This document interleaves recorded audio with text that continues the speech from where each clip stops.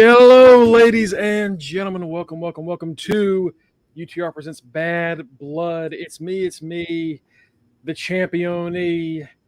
Joining me today, of course, my good friend, the former champion, Mike Lestat. What's going on, my friend?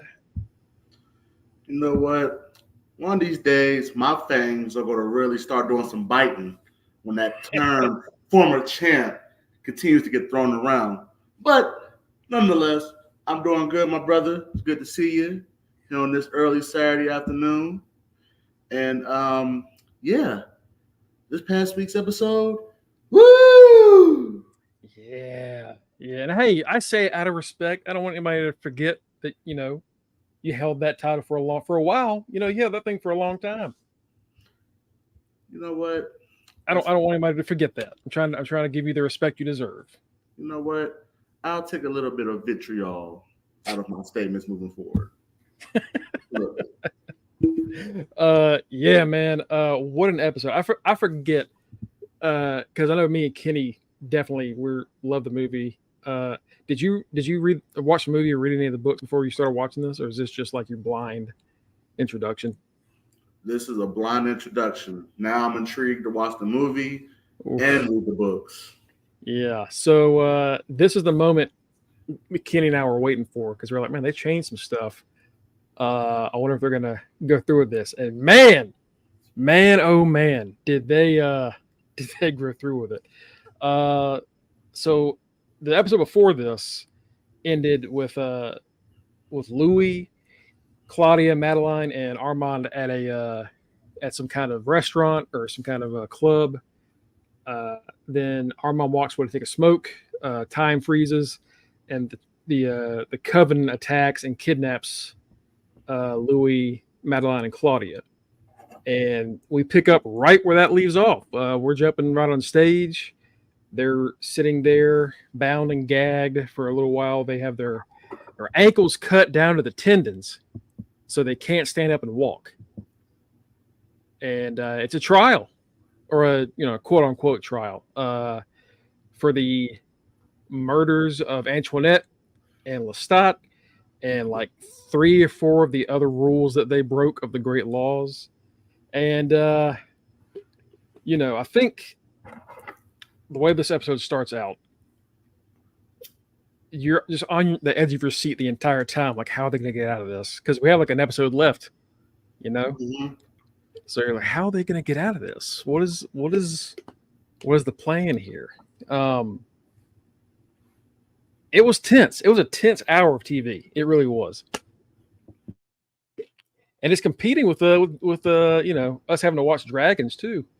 Our chat, you, me, and Kenny were like, "Oh my god, did you see House of Dragon? Holy shit, did you see the vampire?" Like, we're going, we can't calm down. It's tense.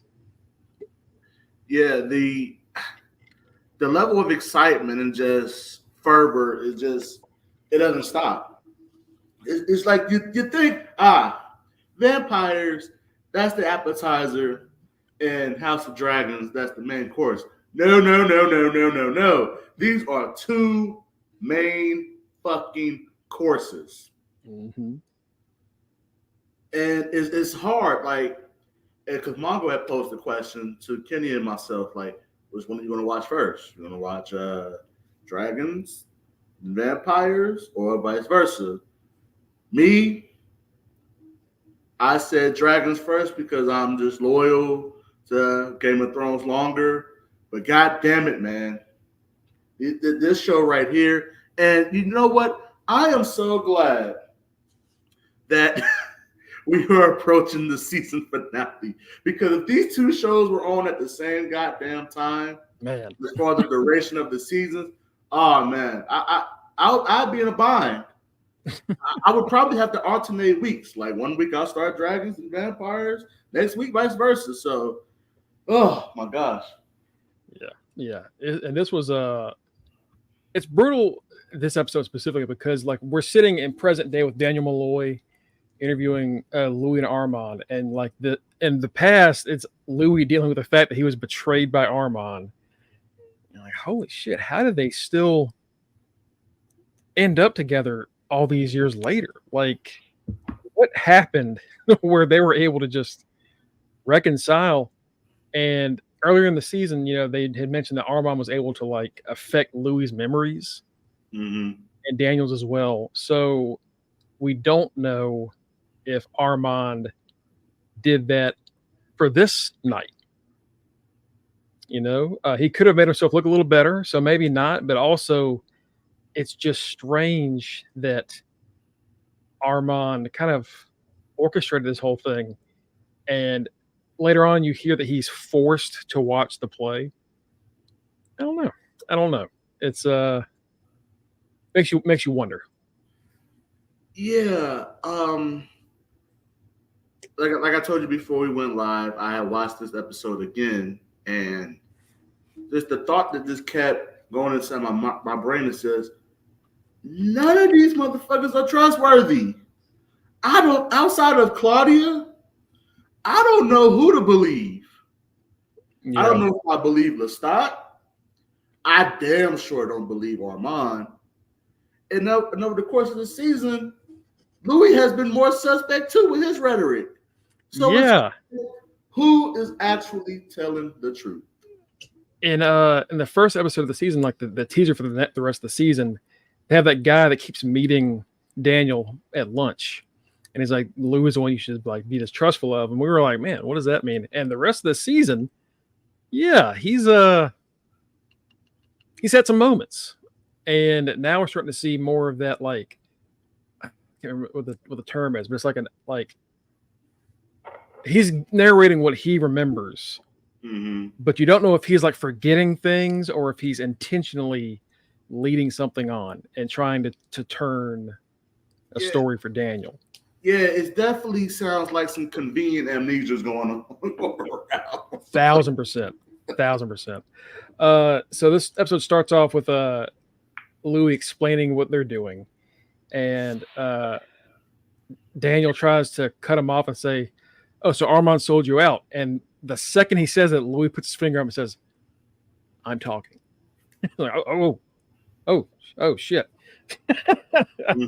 Okay, all right. So Daniel's a lot less pokey and proddy and antagonistic in this episode. I think he had to get shut down this one for Louis to tell the story. We see Claudia is thrown into the rat box before they go on stage, which we were wondering if they're going to use that earlier in this season, when they're showing her how it's used and how you can like hear when the rats find a body and you can hear when the rats find the heart. So Louis says he was able to hear when the rats found Claudia. It's like, oh my God, that is horrific. It's terrifying. And to know that wasn't even the end for Claudia. She had more punishment to go through. Like, she was essentially eaten alive, coming back just enough to be able to sit there on that stage, and then just what a horrific last day. Just that was just the beginning. That was the warm up. Yeah, let's go ahead and let these nasty ass rats just feed on your vampiric flesh. Just go ahead, yeah. Go ahead, let them feast on you for a little while. And then, and you had mentioned it earlier, and when they had said it, it was just barbaric. They slashed the ankle tendons to the bone. Yeah. To the bone. And we see it too. The camera goes in close on their ankles, and you see the gash, and you kind of almost see, but like it was brutal. Like, this is the stuff that I'm still not used to seeing on like television. I'm used to seeing it in movies or like on HBO or something. Man, they showed those ankles. It was bad. That's one of my biggest like crazier fears is just like someone hiding under a car and like getting my ankles when I'm like getting in. The idea freaks me out, terrifies me. Cookie says Santiago is a bitch, which yeah. You know what? And Mongo, you weren't here last week, and Kenny and I came to this wild conclusion that because for the first 6 episodes, I agree with Cookie's statement right there. I did not like Santiago. I thought he was just an asshole and just all in it for himself, even more so than the coven. However, again, there's not really a good person on this show. There's not a good vampire on this show. And Kenny and I had said that Santiago has been the most loyal. He has been following the book as far as these great laws. And the person who we thought would be someone who was trustworthy wound up to be a goddamn op. My man Rashid. It's like, son of a bitch. Real Rashid. He's the op. He's working with the Telemaster.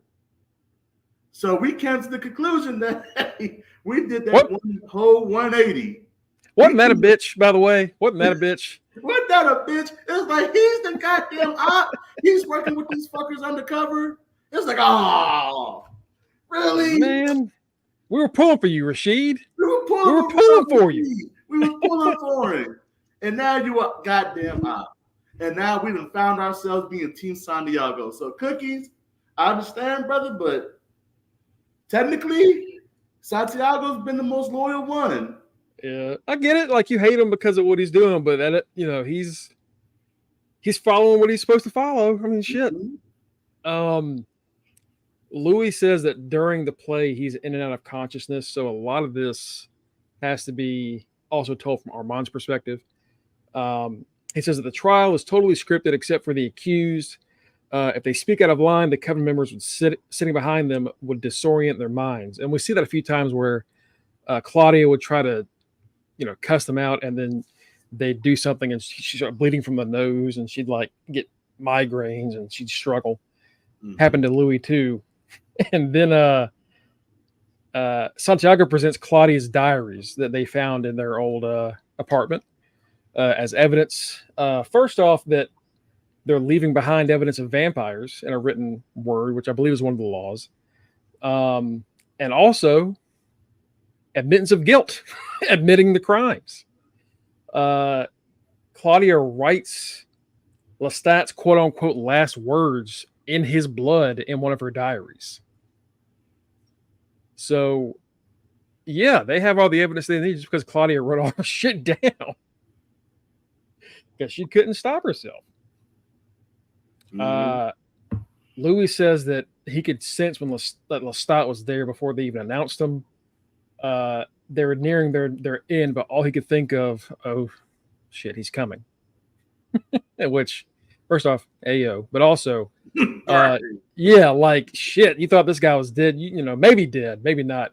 But then he just walks out on stage, clean, nice suit, like he had, like they didn't have any, like he was fine. He was good to go. We knew he was coming, but how did you like Lestat in this episode? Yeah.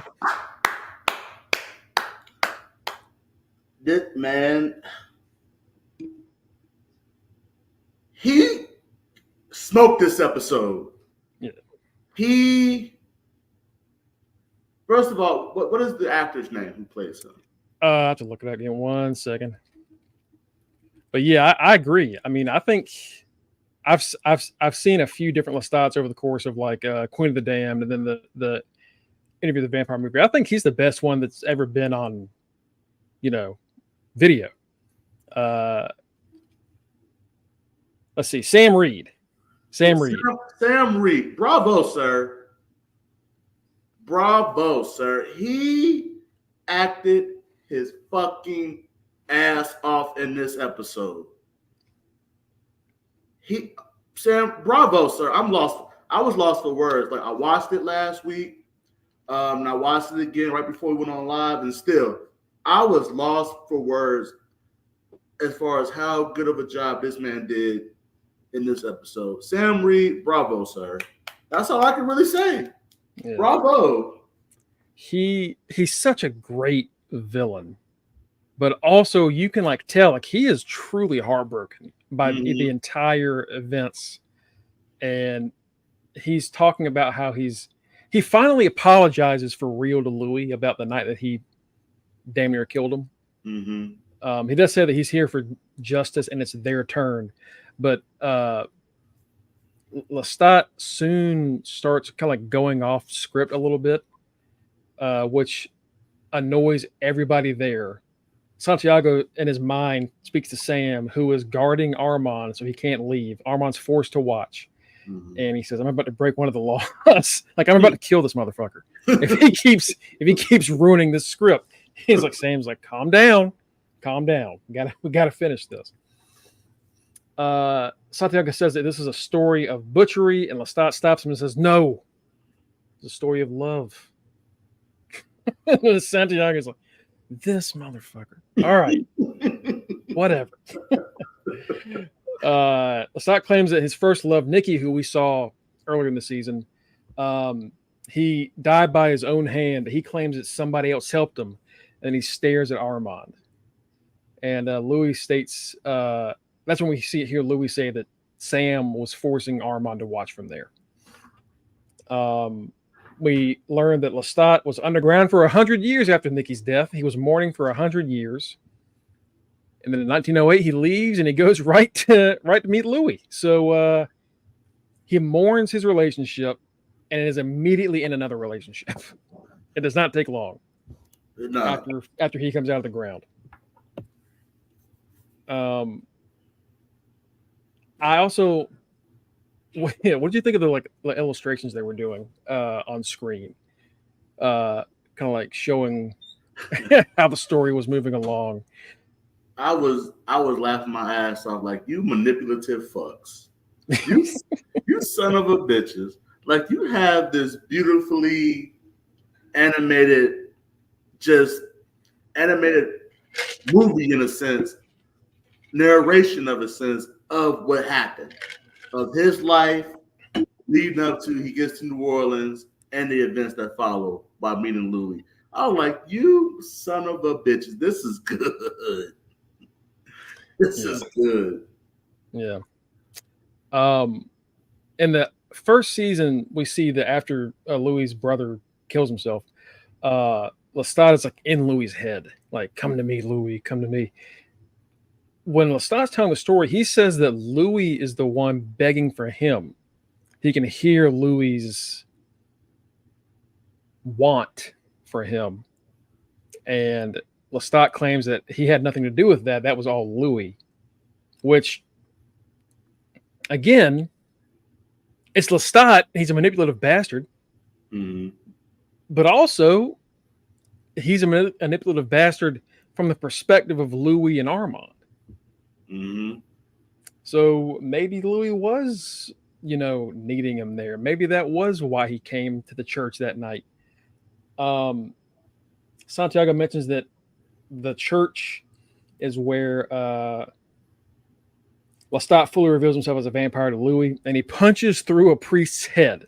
Mm-hmm. This is like one of the first scenes that me and Kenny watched. We were like, "Oh shit!" Uh-huh. Oh, yep. That was my exact reaction. I was like, "Holy shit!" Because he pulls that fist out, and you see the inside of that. Oh, God! Like, Jesus Christ, Jason Voorhees. All right, holy shit. Relax. It ain't that bad. And Santiago says he's an ancient vampire possessing a godlike strength. The night that he attacked Louis and Claudia claimed that he was trying to kill him. And Santiago says, if he wanted you dead, he'd have just killed you. Mm-hmm. It wasn't about killing you. It was about, righting some wrongs, according to Santiago. They mentioned the kiss. Like, it was let's stop talking about how it made him feel and how he was like, Louis was helping him get over Nikki. It's a soldier in the back row just drops the F-bomb, just screams it. Capital F, capital A, all the way through.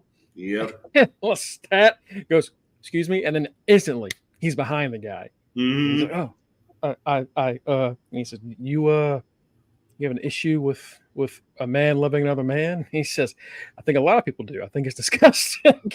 And then Lestat runs down this guy's entire military career, mentions how he tried to go AWOL, but he got lost and couldn't. So he had to go back in shame and pretend he didn't do it. And you see this guy's face like, oh, shit. I didn't know anybody else knew that. He had him.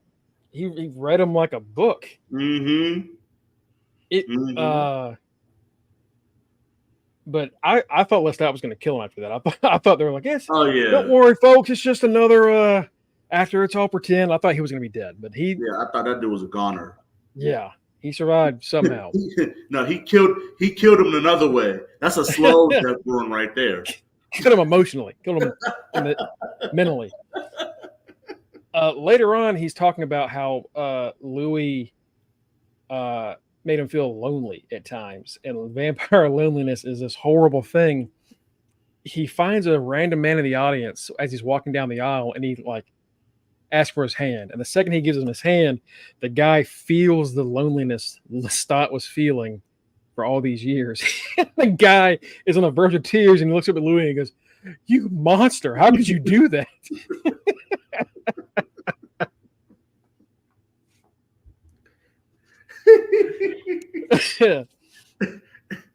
That and see in parts like that, we have a weird sense. We have such a cruel sense of humor because that's supposed to be such a depressing just clip right there.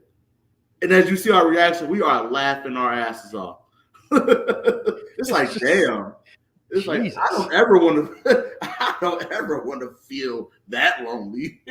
like this emo motherfucker. This is he was. Yeah, we're getting to that. That was so yeah, he goes off script a few times to the point where they've got we mentioned the background illustrations. The background illustrations are set to go along with the play word for word constantly throughout the entire runtime. So if they go off script, it affects what's happening behind them. Lestat is discussing when Louis brought Claudia home after the fire. And we didn't see this the first time when we were watching season 1. We just know that they turned Claudia. But what Lestat reveals is why he did it, because he kept telling him over and over again, she's 14 years old. She's going to constantly be going through hot emotional highs and lows for the rest of eternity. This is going to be torture for her. It's easier to just let her die. It is better to let her die. And Louis is on his knees crying and begging. He can't let this death weigh on him. He can't do it. And he says, you're going to regret this for the rest of your life. Yeah. And you know what? He had a point. Lestat had a point. He was right. Because we see that from the moment Claudia becomes a vampire until this episode, she is tormented because she's literally, I think she's genuinely like in her 40s or 50s by the time this point's airing. Yeah. And she's still in the body of a 14-year-old. She's still treated like a kid. We saw her in that play where she was forced to be a child every single night.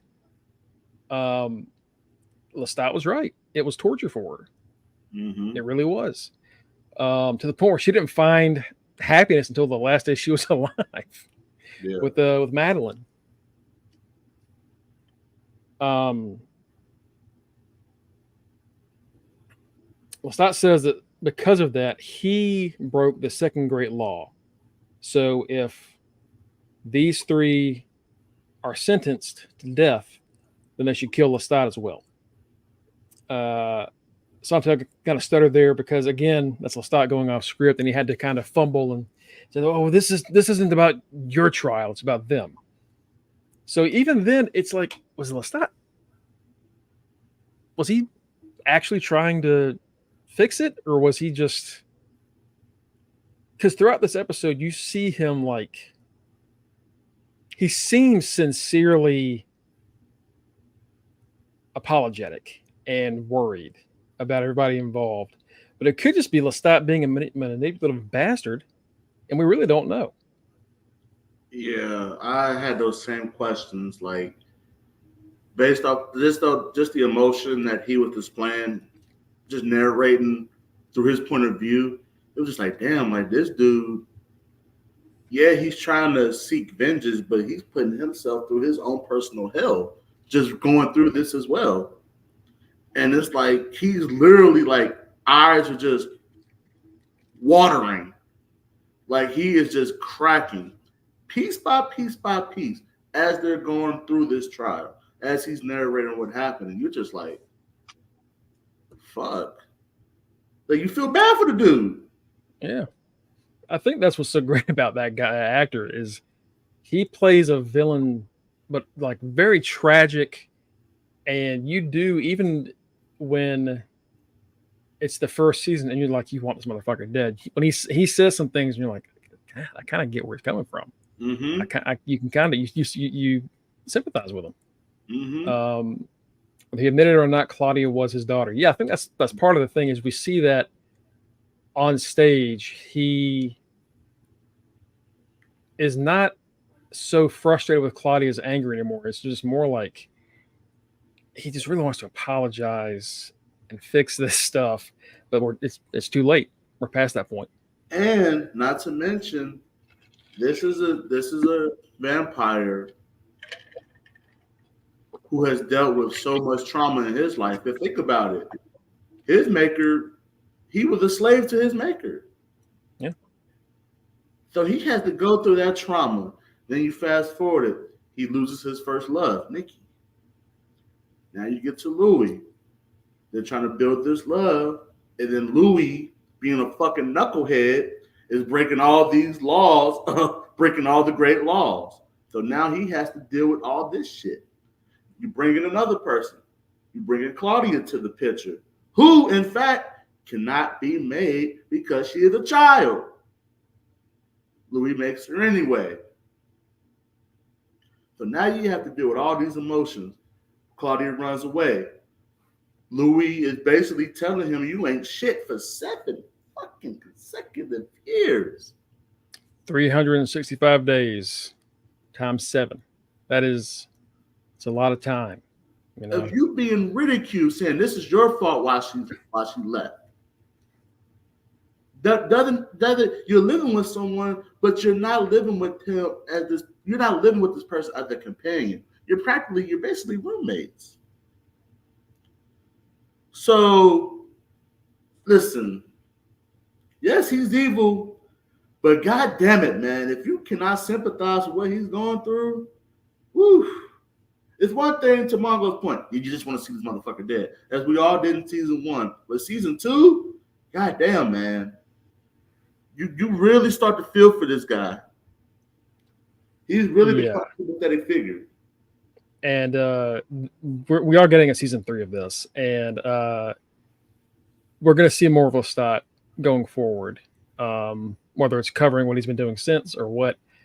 So we're going to get a chance to see that. I know it's coming, but I don't want to like reveal it to you or anybody else that doesn't know. But yeah, it's interesting the way that the stories, it starts off with Louis as this main protagonist, and then you slowly get to like more into Lestat as the books go forward, as the other movies went forward. So if that's what you're looking for, you're going to find it the next season. We also see throughout the season that Louis is talking about how he's seeing Lestat around when he's with Claudia, when they're walking around during World War II. In present day, Louis sees Lestat again while they're talking to Daniel. So even now, it's still in Louis' head. He's still there. And it makes you wonder if, like, is Lestat actually getting into Louis' head, or is it just Louis? Daniel said, he might be a little schizophrenic, and he might be. Is that part of his brain just acting up? And like you said, that's 7 years. 7 years of loneliness. It really is, where your companion doesn't really care for you, And when Louis was begging Lestat to turn Claudia, he said, "I will be happy if you do this for me. I will be happy with you forever. I will never leave you." And he lied. And Lestat mentions that that Louis kind of blamed him a little bit for Claudia leaving, but he also blamed himself a lot. He took on a lot of blame, and he never let himself live certain things down. Just god damn, man, like Lestat really did love this guy. He did. Yeah. As psychotic as he is, he really did. He cared for him. Santiago says that Lestat could have killed him when he wanted to. You know, after punching the priest's head through, we see the fight. We see part of the fight we didn't see in the first season, where Louis is just getting vile and vitriolic with his words, and he says, "I'm going to cut off your head, take it to a lion's den, and feed it to them, and I'm going to laugh." It's like, Jesus Christ. We didn't know that was being said in the first season, but it's like Louis just this hate and this frustration just built and built and built and exploded when Claudia came back. And then you look at that and you see Lestat drop Louis, and you know that's not going to kill him. You're like, oh shit, Louis kind of maybe said a little bit too much, you know? It's like, you know, that idea of like, if you talk too much shit, at some point someone's going to do something about it, you know? And Santiago is such a fucking dick. He was like, oh, for a mortal, that is instant death. But for a vampire, that is a hard fall. It's merely a hard fall. 2 kilometers. I'm like, you asshole. You asshole. Damn you, Santiago. This is when I think we get the most real Lestat, because like Louis and Armand mentioned that like he is playing up to the crowd and trying to, you know, play victim. But at this point is when you're like, oh shit, that was real. And it's when Santiago says he didn't kill Louis. He was simply just, you know, it's like slapping a wrist. And that's when Lestat like doesn't say the next line, and they're like, Lestat, that's your line. And he says, a wolf congratulated for not killing her pup. That's how he compared Santiago, praising him for not killing Louis. And then he goes into this monologue where he says, I couldn't force him to love me, and so I broke him. What's worse than that? Crushing what you cannot own. I hurt the one. I hurt the only one. I thought of this often in the coffin, and I thought of it in the years since. I will always be sorry for what I did to you. I was not worthy of the forgiveness you had given me. And earlier when he's like holding that guy's hand, you see like a bloody tear come down. You see it again in this scene, and it's like he's genuinely just like heart out on his sleeve. Just, I'm so sorry. A real apology for the first time ever from Lestat. Daniel asked if the apology moved Louis, and he said Lestat's sincerity didn't work on him, but it moved Claudia right up to her feet to confront him. And Claudia stands up, despite having her tendons again sliced to the bone, stands up and said, it's just one more round of the stormy romance between you two. It was never about me. It's never been about me. It's always been about you two, and I'm tired of it. And that's what Claudia's been saying all season, where you're supposed to pick me. It's you and me and you. That's what Louis said to her in the first episode of this season. And over again, Claudia saw Louis betray that trust. And she, you know, she's fed up, and she finally found someone that wanted to be that for her, and it's too late. It's tragic. And just, you understand Claudia's anger, because that's what it was for the past 2 seasons. They were essentially using Claudia as a toy, you know, as a pawn for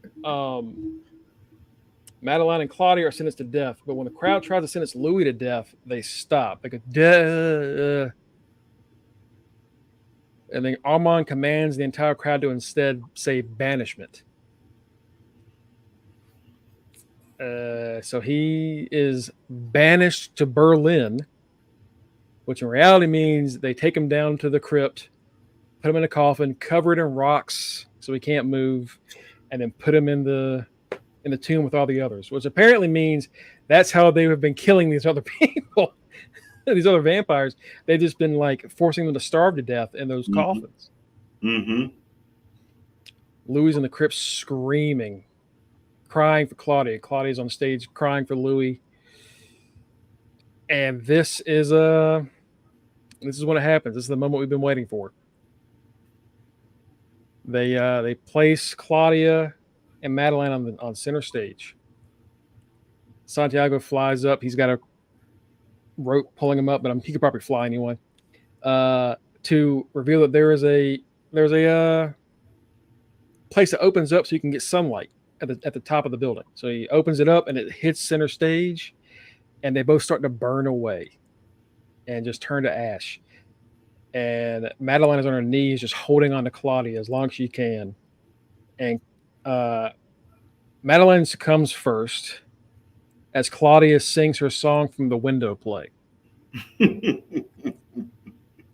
Armand claims the last thing Claudia saw was Lestat's face, and you see Lestat just like tearing up and just like horrified. Like, maybe this isn't what he wanted after all, you know? And that's the way the episode ends. That's the end. What a fucking end. Holy shit. What an hour of TV. Jesus. The preview shows that Louis is going on a rampage next or tomorrow night to get revenge on the entire coven. Mike, what did you think of this episode?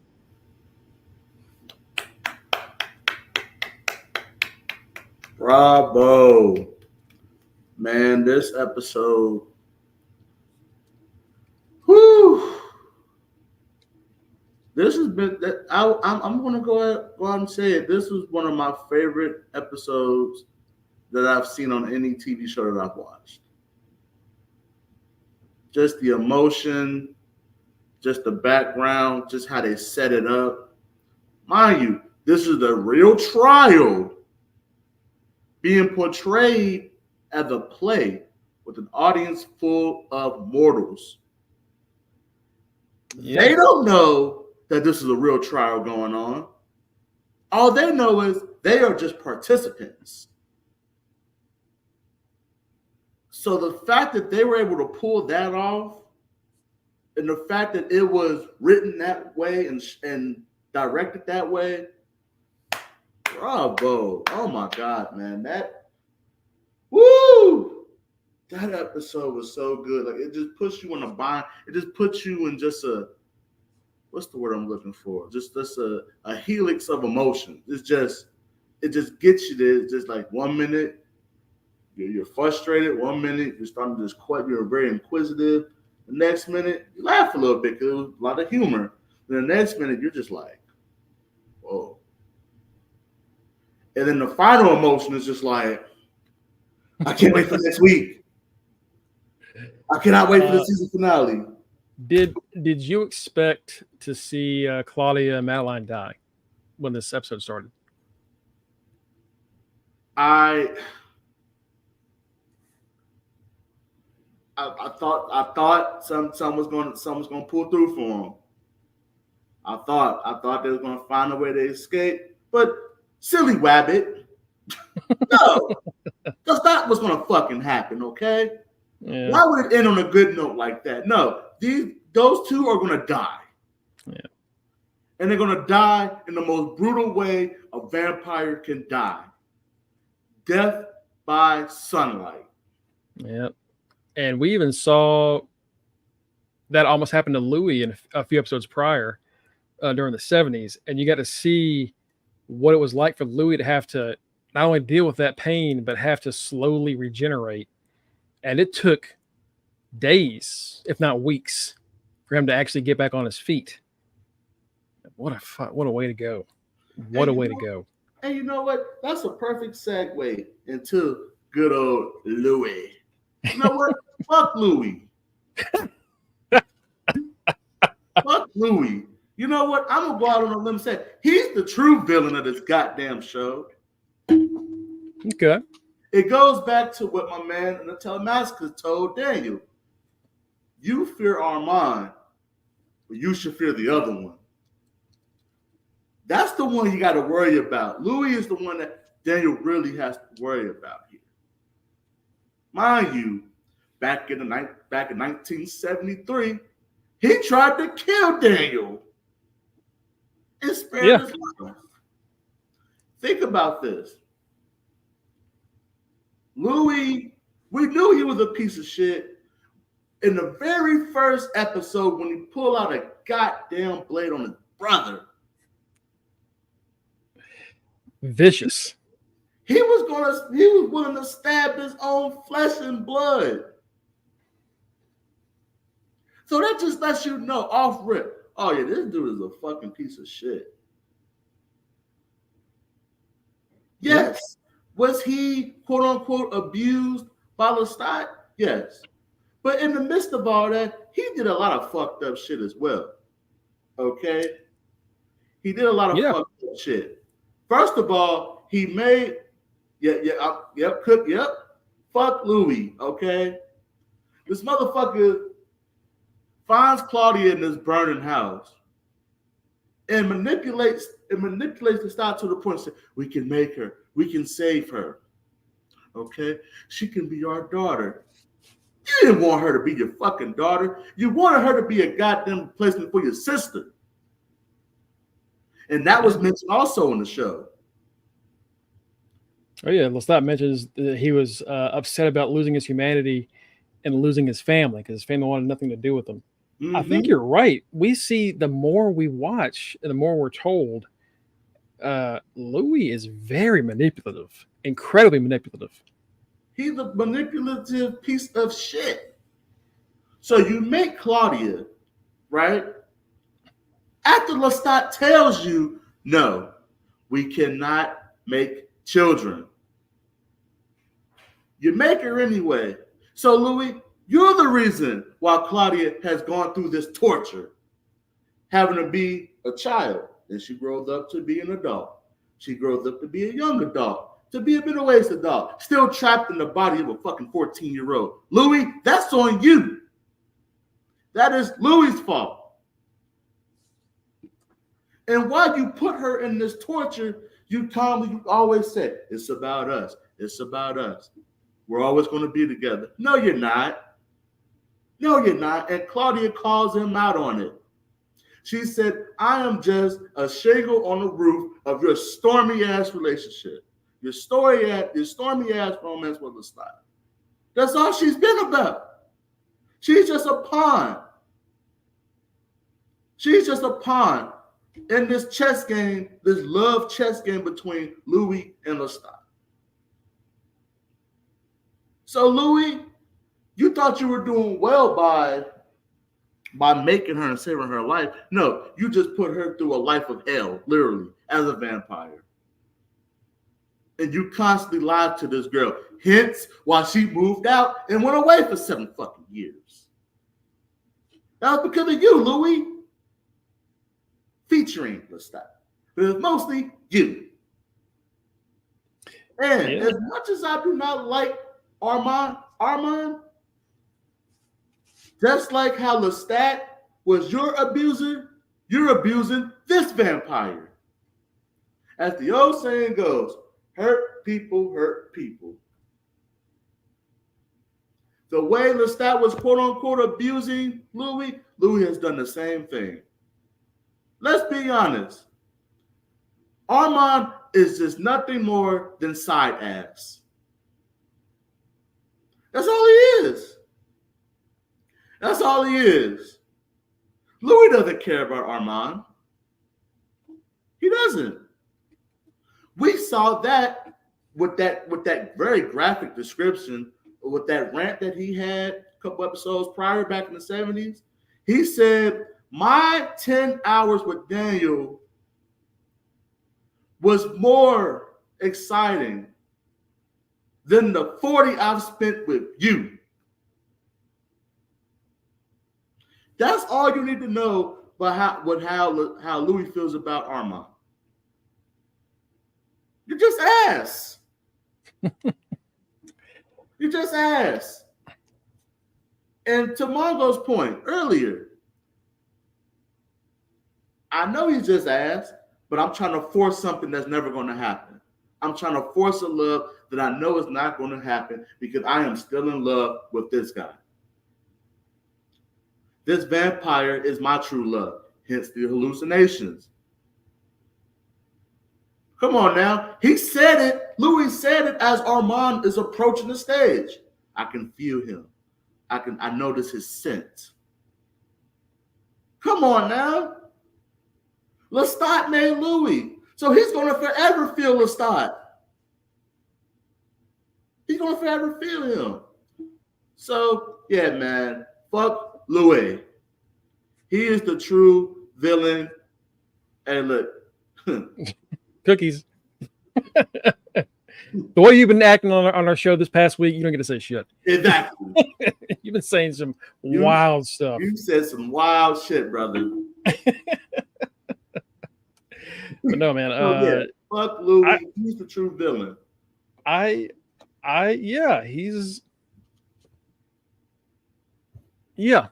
He's very manipulative. We got to see that, and it's not only that. That's the way Lestat described it. Louis even tells Daniel, that's how it happened. When you write your book, the way that he described us making Claudia, that's how it happened. Like, okay, well, in that case, he warned you time and time again, and not only for your sake, but for her sake, not to do it. And then there's a point where she's like, fuck it, I'll do it myself. And he goes and tries to give her blood. And Lestat goes, Jesus, Louis, you've got to drain her first. It's just like, even then you're like kind of laughing a little bit at it. But yeah, I think you're right. I think the next season is really going to change people's views on Lestat going forward. Because this is a hit show for AMC. We're going to be seeing a lot more of this show. Mm-hmm. And I'm excited for tomorrow because, man, I am ready for the massacre that we're about to see. Yeah. I think they're really trying to compete with House of the Dragon as far as bloodshed is concerned. Yeah, man, it's been brutal. It's been a brutal season. Like last season was already tough with some of the shit we saw, but this season has been nasty. Yeah. We've seen people get burned to death. We've seen people get their head cut off. The scene where they went to that giant mansion and Louis and Armand were trying to flirt. You got to see all the bloodshed and the shit was hilarious. But it's been brutal. It's been brutal. Mm-hmm. Nothing's gonna compete with the childbirth scene from House of the Dragon in the first season. But that's still one of those brutal things I've ever seen in my life. Yeah. Nothing's going to ever compare to the first ever C-section performed. Nothing's going to compare to that. But Interview with the Vampire is pretty damn gory. Yeah. They and I think I do love Lestat is. Did you ever see Van Helsing with fucking the guy that plays Wolverine? It came out in 2004. They have Dracula in it, and this Dracula is always crying about how sad he's flying around his castle all depressed. I'm like, that's Lestat. That's exactly what Lestat is. He's a dangerous motherfucker, but he's just so damn depressed. Like a sad dog.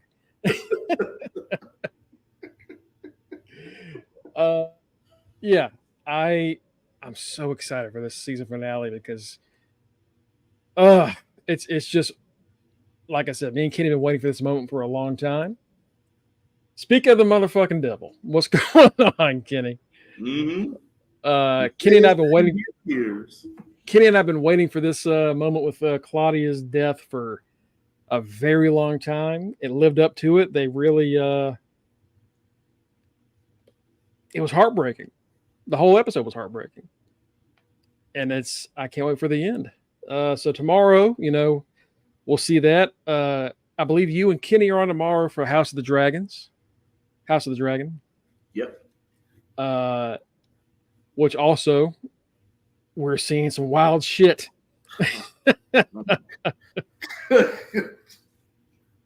Woo. This man's about to be fired. Damn right. Lou is getting some revenge. Mm-hmm. Man, I'm interested to see how this season ends with present day. That's what we were saying. Like this episode, you actually left understanding Lestat's. It's like when he showed that guy of Vampire Sadness. We felt Lestat's sadness this episode. Genuinely felt it. And his remorse. Like he actually did. The first season, he never seemed like he was sad or remorseful about anything he did to Louis or Claudia. This episode genuinely felt like he did feel sorry. And again, anytime he's on stage, he fucking steals the show. Sam Reed. Bravo, brother. And a show that has a lot of great actors, everybody, Grey Worm as Louis, yeah, you're nailing it. You're killing it. The acting has been phenomenal. Thank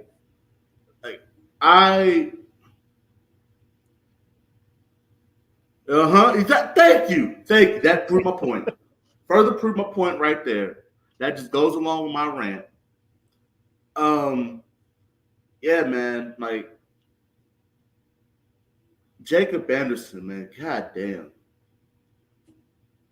Him, Sam Reed, Claudia, both Claudias, everybody, Armand, Santiago, Daniel.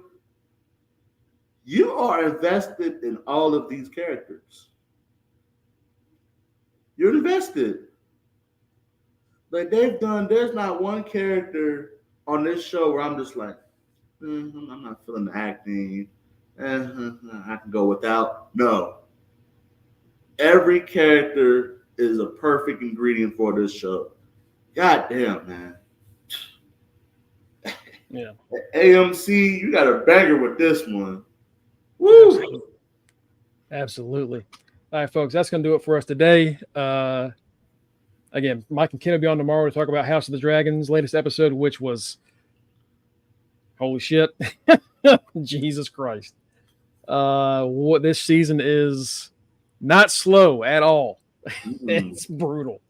You can follow us, down below, facebook.com/UndertheRingPod and twitch.tv/UndertheRingPod. You can also see us at Linktree, also /UndertheRingPod, as well as fingertip.com, again, /UndertheRingPod. Thank you, Tito. Where you'll see all of our links. I am, of course, at Greg Bush SK. Kenny is at RockReefs44. We've got my co-host today, Mike, at Mr. Freshbeard. Again, former champion. We've got my forever rival, the final Matty himself, at The Right Answer. We got Tito, who's in the chat, at Borea Maliente, our street team captain. And last but not least, our good friend and local news correspondent, Justin D. Baxley. Folks, have a wonderful weekend. We'll see you tomorrow for Dragons, and we'll see you back on Monday for, previewing Raw. Till then, peace. Much love.